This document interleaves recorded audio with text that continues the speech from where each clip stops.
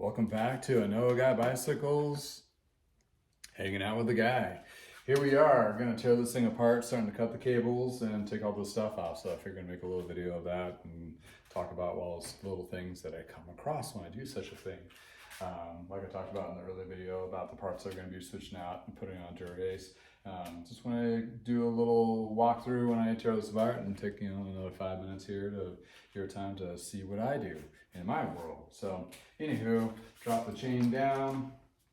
I already cut the cables, so I do save these to measure to cut, just to make sure I have the right length, so I'm not wasting housing by cutting something longer than shorting it.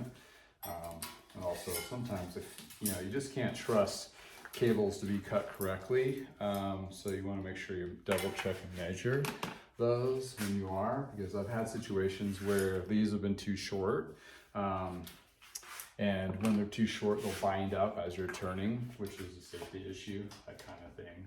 So you want to go ahead and take this off, and you don't see these anymore, and there's a reason why. Ever since they went to CO2 cartridges, you don't need those long hand pumps that got in the way.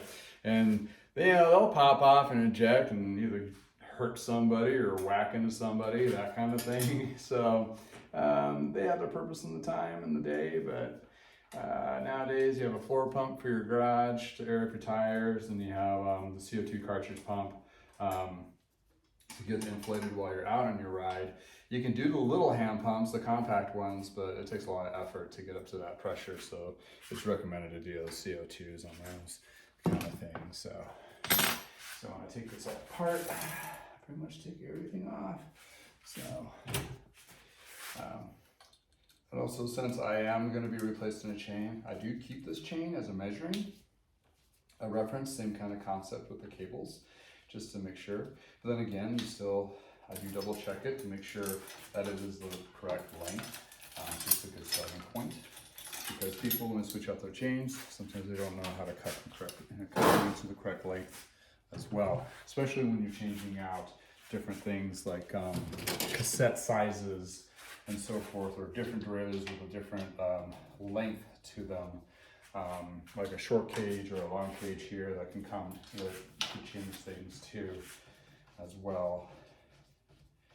And when I bought this bike, I forgot to ask if they have the original skewer, because this has a trainer skewer where it clamps onto. So I'll probably be putting on a new skewer set, just to make it, more. This is fine, but I'm matchy, so I like to make sure everything kind of matches on this kind of deal. So,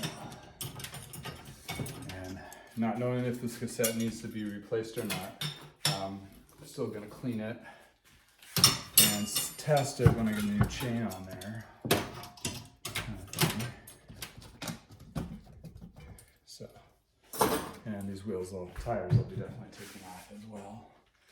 And get the little cable ends out. So far it looks pretty good, just dusty, kind of thing, which is a good sign to start off with. But they must have went through several different computers, but this is like the second or third magnet I'm taking off. So this bike has seen some history over between racing and training and becoming just a trainer bike in the back. And this, you'll see this pretty common nowadays, but this is like one of the first like wishbone type designs, which has a singular point coming off the seat stay, or down seat tube, I'm sorry, for the chain stay. And man, those are super thin. Kind of interesting. Getting a closer look now. I'll grab the camera here and give you a quick peek. I'm looking at it once I get this all stripped down.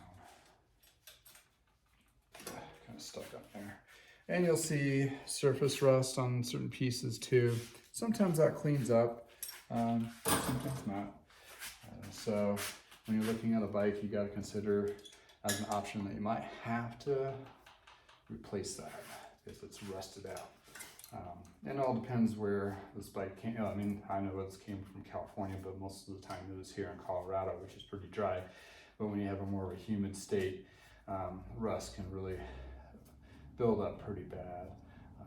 So if you're on the East Coast or Midwest, where there's a lot more humidity, sill frames usually don't do well because you get a lot of this weird little surface rust type stuff. Also, it'll build up in areas where you can't see, like down through the stem into the tube there. I'll get you out later. Hop out. Anyway, so yeah, the rusted, but you can treat rusted or steel frames from rusting. And this is stuff called frame saver. Basically, you have to do the same thing, strip it down to the frame, everything off of it. Then you kind of paper towel all the holes and you spray the inside and coat it and let it sit. It's a really stinky mess, but it does protect your frame from rusting, that kind of thing. So, get these crank arm bolts off. So the pre-Ultegra 600 cranksets. This is where they still use the square tapered bottom bracket, where you had 4 sides cold weld to steel onto aluminum, and some, if it's done correctly, it was no problems at all. But once they do loosen up, the aluminum would rock back and forth during the cranking of the pedal stroke, and that would cause it to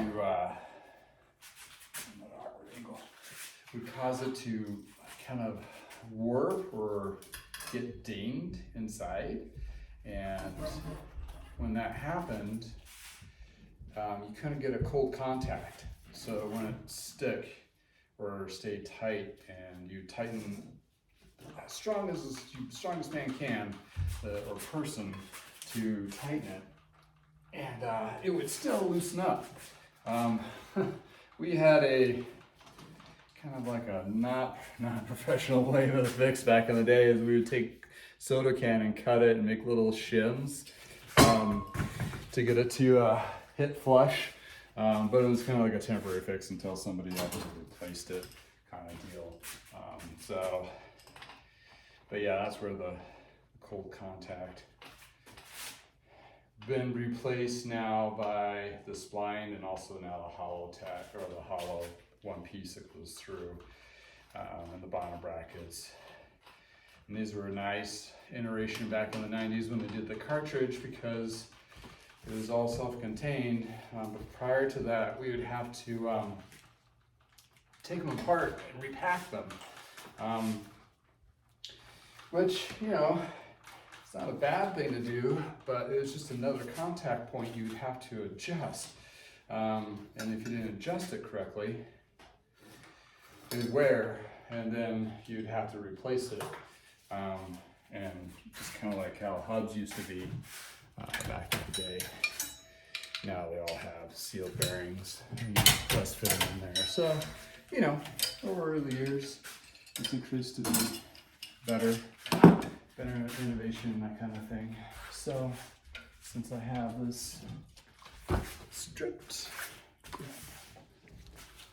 got my purple power diluted, clean off a couple of these areas. As you can see, or you can see at a distance, that is really dirty and gunked up, but a lot of the stuff looks like cat hair. They must have some pets. Not judging on pets too. That just kind of collected on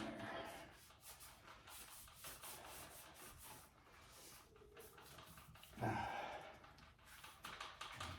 After I clean off a couple pieces here, I'll take the camera and give a little closer look at what made the Bontrager bike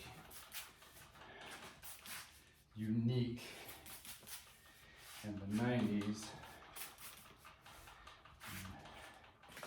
Todd, if you're watching this, our Bontrager rep from the 90s, which I'm Facebook friends with him, I will shoot him a link to this. Do a shout out to him. He's like, hey dude, check this out. Because he really geeked out on Bontrager bikes because he was the rep back in the day. All right, looking really good. So, unique, crazy things in the 90s. Let's take a look here. So, starting from the front to back, underneath this part, there's a gusset. It's welded, so that supports the down tube here a little bit more, which is on all their mountain bikes as well. And moving down from there, he did the same type of gusseting to the seat tube and also on the inside of the chainstays on both sides to give it more support as well. And this is that very thin wishbone design. Since it was steel, they can really get away with it, and it's probably a solid piece there that they put on there. And the other little feature that was really crazy what they did back then, this was not round, it was squared. So the spindle or the hub would not shift around in there. It just kind of would line up and be locked in and it won't rotate.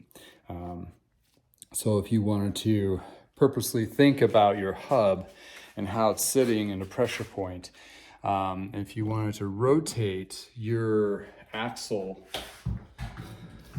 this is explained to me, but I could be totally wrong.